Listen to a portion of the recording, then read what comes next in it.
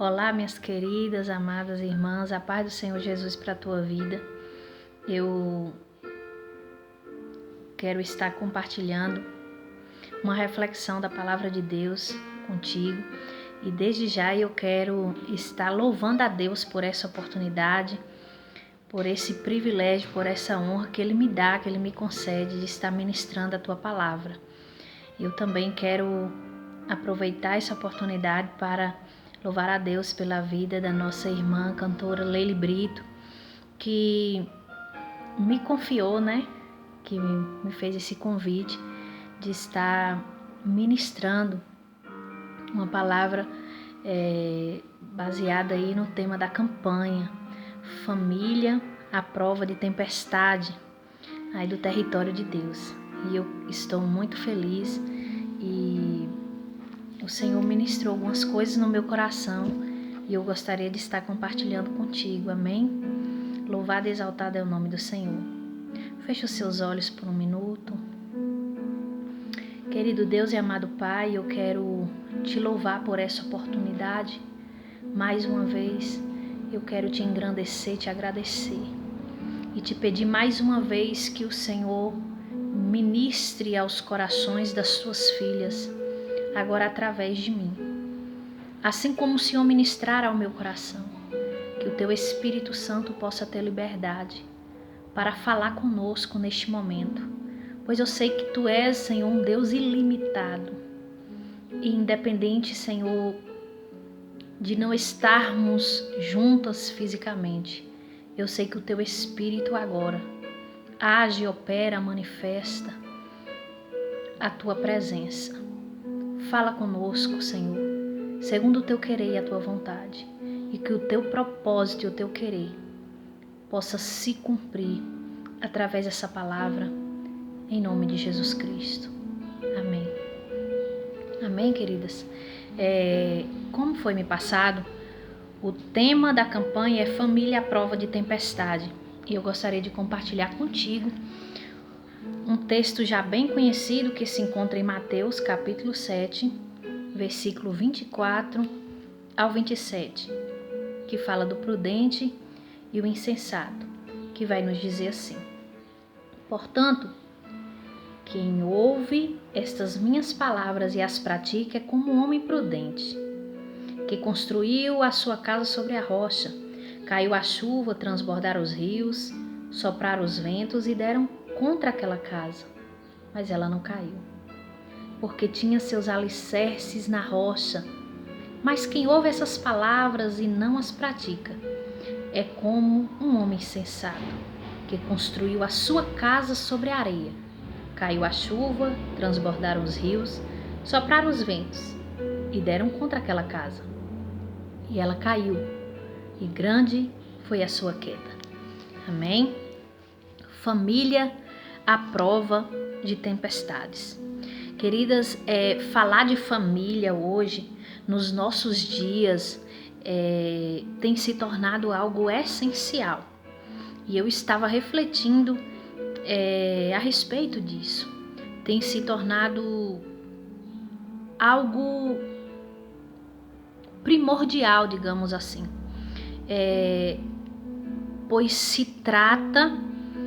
Pois nós podemos ver que basta apenas nós termos um pouquinho de discernimento, de sensibilidade, para nós entendermos e vermos o quanto a família tem sido bombardeada. Isso é fato e isso é uma grande verdade. O mundo ele tem tentado descaracterizar a família. A mídia ela tem propagado que qualquer relação afetiva, na verdade, é uma família. E nós sabemos que não é bem por aí. Só que Rui Barbosa dizia: multiplicai a família e vocês terão a pátria, porque a pátria é a soma das famílias. E o que é a congregação? O que é a igreja, se não a junção ou a soma de nossas famílias? O diabo, ele sabe que famílias frágeis, famílias doentes, Famílias perturbadas, problemáticas vão gerar congregações e sociedades também frágeis e problemáticas, vulneráveis. E, enfim, o diabo, ele odeia a família porque ela é um projeto de Deus. Disso nós já sabemos. Mas como é edificar uma família à prova de tempestades? Quando a irmã me passou esse tema, eu comecei a falar com o Senhor e me lembrar de algumas ministrações que eu já tinha a respeito de família, mas eu nunca parei para pensar em algo desse tipo, com essa linha de raciocínio. E esse tema me levou a entender e a prestar mais atenção em alguns detalhes que passam muitas vezes desapercebidos aos nossos olhos. E eu registrei aqui alguns pontos, algumas atitudes que eu e você precisamos ter, ou que eu e você precisamos prestar mais atenção para a gente não ter essas atitudes, para que as nossas famílias possam estar edificadas, para que as nossas famílias possam estar à prova, resistente às tempestades. Louvado é o nome do Senhor. Primeira atitude: faça dos princípios da palavra o fundamento de sua família. Isso, amados, é muito importante nós prestarmos atenção. Nós precisamos entender que os princípios da palavra de Deus precisam ser fundamentados em nossa família. Vocês acham, por acaso, que a rocha a qual está registrada ali no texto a qual nós fizemos menção, na palavra, essa rocha que o texto está se referindo é apenas sinônimo de uma família que frequenta uma igreja, de uma família que apenas se intitula como evangélica, como cristã, ou que frequenta uma denominação, uma religião? É claro que não, meus queridos. Vai muito além. Mas o que seria ter uma família firmada na rocha? O que seria ter uma família firmada na rocha como uma pessoa prudente, a qual o texto menciona? Uma pessoa sábia. É nada mais, nada menos do que ouvir e praticar a palavra do Senhor. Então, fazer com que os princípios da palavra de Deus estejam fundamentados em nossa família é nada mais, nada menos do que ouvir e praticar. É o que está registrado no versículo 24. O que determina, amados, o nosso fundamento não é simplesmente o que nós escutamos, não é simplesmente o que nós ouvimos, mas é principalmente o que nós praticamos.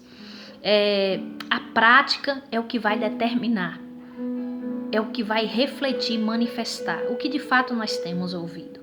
A prática é o reflexo, é o anúncio daquilo que nós temos nos alimentado. Então a prática ela é muito mais importante. Não adianta só ouvirmos. É o que diz em Tiago capítulo 1, versículo 22 e verso 23.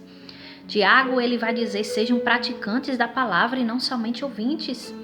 Tiago ele vai dizer, o que ouve e não pratica é insensato, é tolo, em outras palavras dizendo. Ou seja, de nada adianta ouvir e não praticar. Os valores e os princípios precisam ser analisados e precisam ser praticados quando nós principalmente estamos em crise. Nós sabemos que o maior alvo do inimigo tem sido a família, porque ele sabe que quando ele atinge a família, a igreja é atingida, a sociedade é atingida, as pessoas são atingidas de uma forma geral. Segundo, amados, além de fundamentar os princípios da palavra de Deus em nossa família, nós precisamos nos preparar para os dias maus. É isso mesmo que eu e você ouvimos. Nós precisamos nos preparar para o dia mau, porque eles existem, porque eles vêm. Há uma frase que diz assim: entrar em crise é como cair no mar. Ou você nada, ou você morre. O melhor é aprender a nadar antes de cair no mar. O que significa isso? Eu estava me preparando para ministrar essa palavra e o Espírito Santo de Deus me fez entender que o significado disso é prevenção. O significado disso é preparação. Precisamos nos preparar, amados, como família. E não somente como família voltado para o nosso lar, mas como família de Deus. Nós precisamos nos prevenir, nos precaver, nós precisamos vigiar. Augusto Cury, ele diz assim, tem um livro onde ele menciona isso, que o bom pai, ele prepara o seu filho para as vitórias, mas o pai brilhante, ele prepara o seu filho para as derrotas, ou seja, para os dias maus. Nós precisamos estar preparados para os dias maus, porque eles existem. Não precisamos ir muito longe, basta apenas ligarmos a televisão num jornal criminalista para a gente ver como as famílias têm sido frágeis, como as famílias têm sido falhas, como os pais têm falhado na educação dos seus filhos. Nós estamos vivendo num tempo onde os pais nunca dizem não para os seus filhos, onde os pais não ensinam os seus filhos que o não também faz parte da sua vida. E nós temos visto uma igreja cheia de crentes que não conseguem ouvir o não de Deus, que não conseguem entender que o não de Deus também significa espera, significa também eu estou contigo, eu estou trabalhando, calma, faz parte do processo.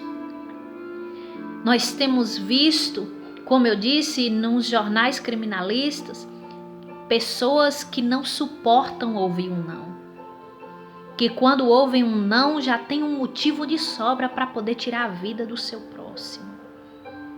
Isso me faz refletir muito. Será que nós não temos falhado?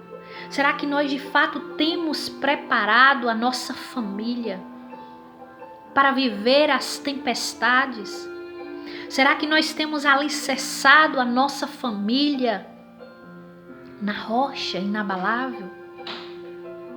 O homem prudente que edificou a sua família sobre a rocha, ele também estava pensando, e principalmente, ele estava pensando na possibilidade, probabilidade da tempestade chegar. Porque senão ele não teria edificado a sua casa na rocha. Diferente do homem sensato, diferente da família tola, insensata, aquela que não tem as suas raízes, a sua base firmada na rocha. Ela não pensa nas tempestades, ela não pensa no dia mau. Ela acha que tudo é bonança, que tudo é curtição, que tudo é as mil maravilhas. Só que a vida não é bem assim. Na vida tem seus altos e baixos. Na vida nós temos sim que passar pelos desertos. Nós somos sim provados por Deus, ensinados pelo Senhor.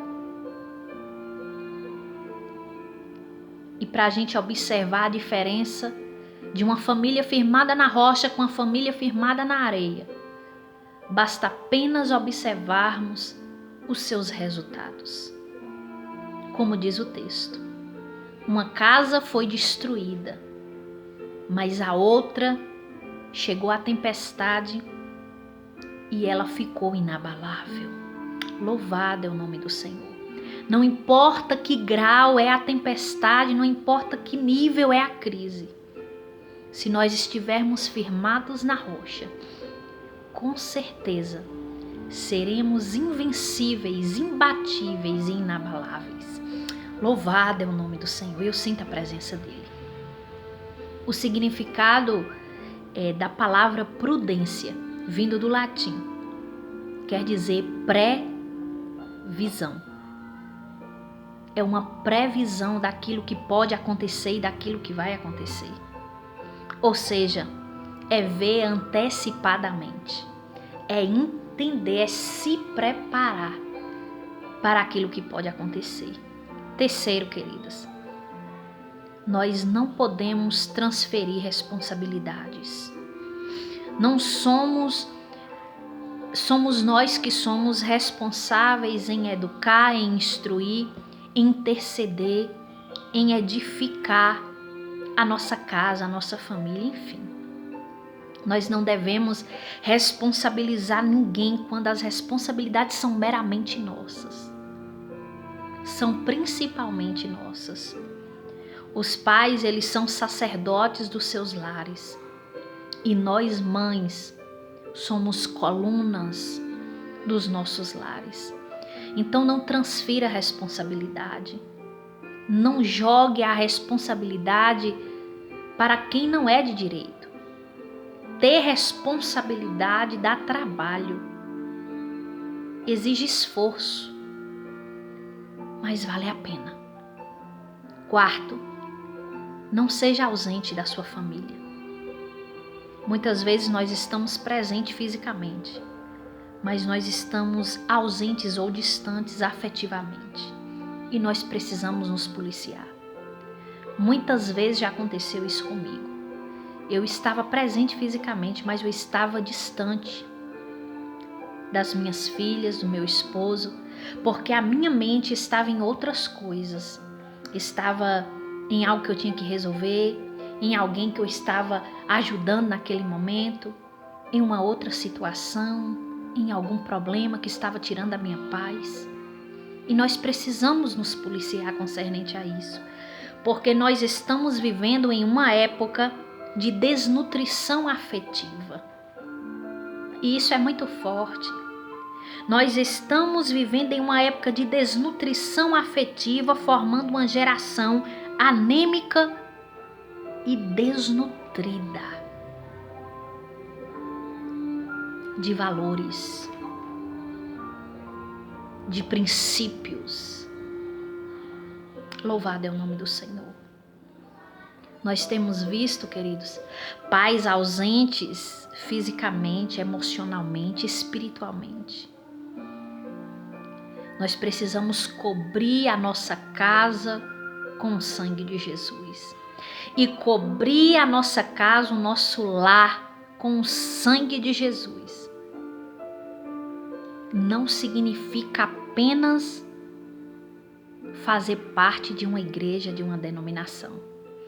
Vai muito além disso. Sabe o que o Senhor está querendo nesses últimos dias, nesses dias a qual nós estamos passando, enfrentando? É nos despertar para o que verdadeiramente importa.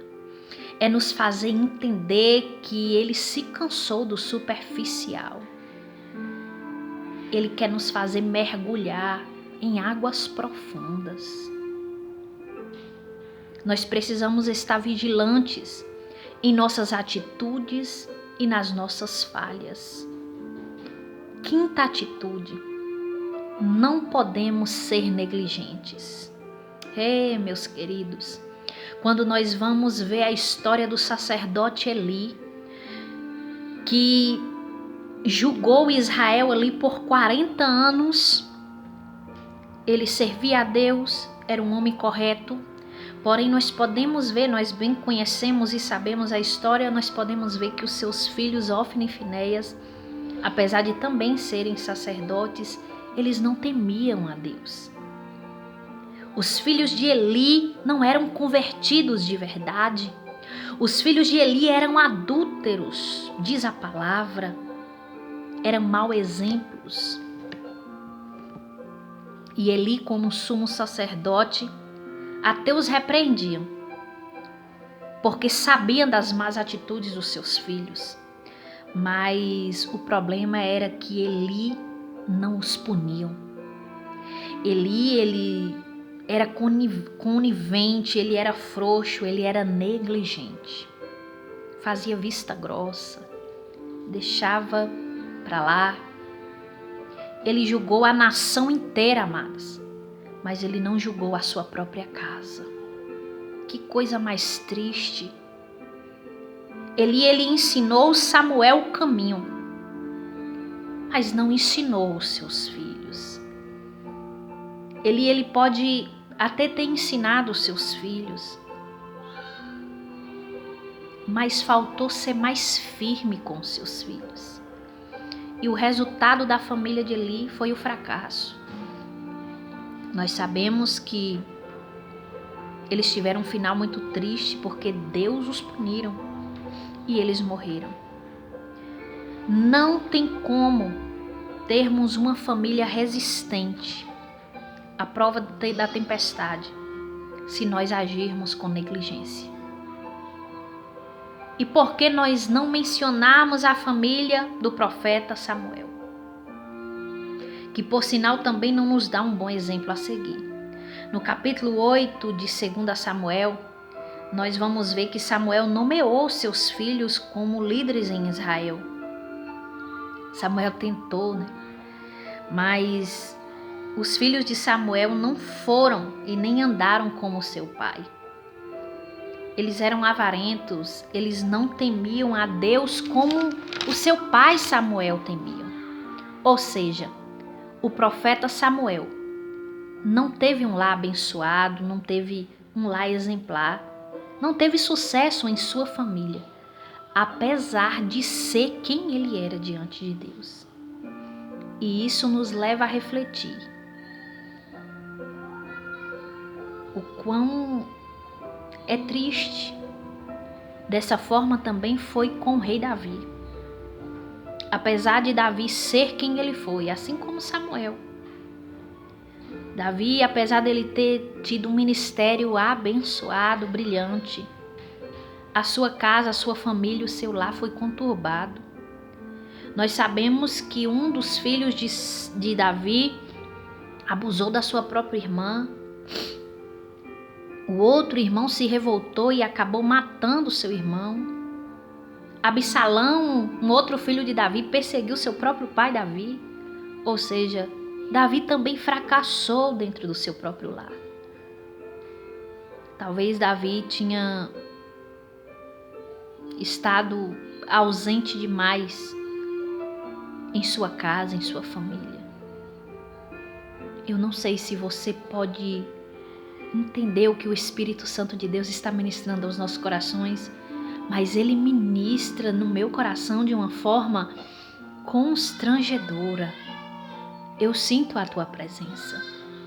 E eu quero concluir te dizendo que nós teremos uma família edificada na rocha, quando de fato nós vivermos isso.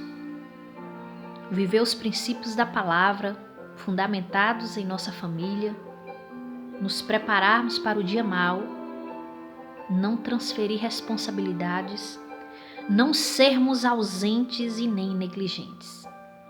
Amadas, eu não sei o que você tem enfrentado na sua casa, na sua família, mas eu quero te dizer, debaixo da autoridade do Espírito Santo de Deus, que o Senhor é a solução para o teu lar, que o Senhor é a solução para a tua casa, para os teus problemas, para a tua causa. Em nome de Jesus, eu concordo com a sua vitória, eu concordo com a sua bênção, eu concordo com o sucesso do teu lar, aleluia. E que o Espírito Santo da verdade, através desta palavra ministrada, possa ir de encontro à tua necessidade e te ajudar naquilo que você tem falhado, naquilo que precisa ser consertado ou colocado no lugar. Que o Espírito Santo de Deus possa te ajudar neste momento, através desta palavra. Que a tua alma e o teu coração